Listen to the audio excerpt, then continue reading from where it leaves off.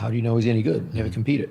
I would spar with people in class every single day. I used to spar 7 days a week, and every class I would spar in the classes. And there's a clear sense where when you spar with someone, you can immediately judge their skill level. Like there's no faking when you're sparring, and you can't just say, "Oh, I'm good," and then you got to go out there and actually perform.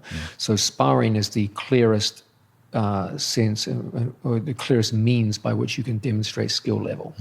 So this was my method. I didn't compete in a competition circuit, but I sparred every day in the gym, and so this was an easy way to demonstrate proficiency. Great, yeah, amazing. And that's kind of like that respect that you get. Interested as well, because you're like, it's called like your training lineage, or the people that you were exposed to, you've mentioned some already, is incredible. Was that luck? Was that intentional? That's a great question. On the face of it, I would say that I've been extraordinarily fortunate in the students who have come to me. One thing that's odd about me is that I've never been in a position to recruit students. I've never actually owned my own school. I've always taught out of other people's schools.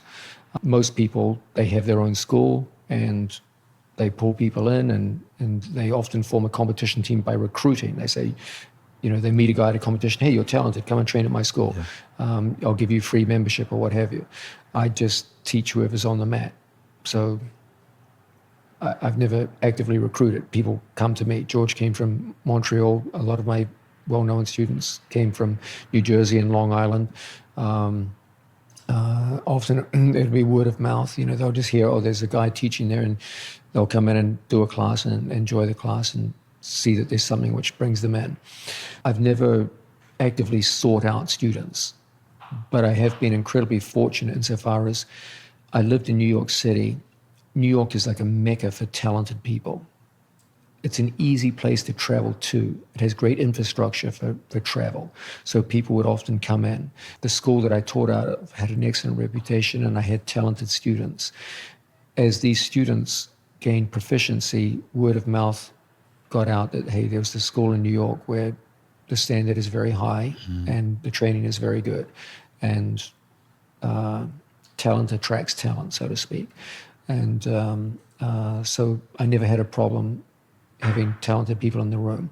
The only question was, of course, who would be the most talented? In a room full of talented people, there's always going to be the cream of the crop. And those would, of course, invariably be the hardest working and the best problem solvers. And over time, I've had many extraordinarily talented students come through the doors.